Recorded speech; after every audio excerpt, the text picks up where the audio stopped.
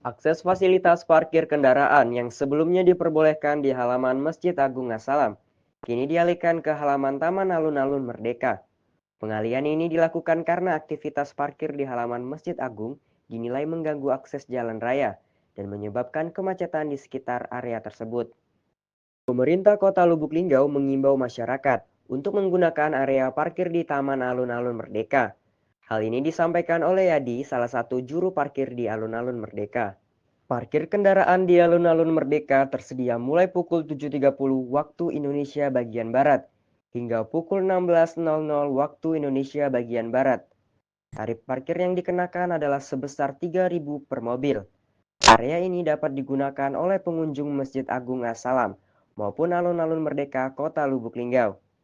Setelah pukul 16.00 waktu Indonesia bagian Barat, area parkir akan dialihkan kembali ke halaman depan Masjid Agung As-Salam untuk memfasilitasi pengunjung yang datang di malam hari tanpa mengganggu aktivitas jalan raya.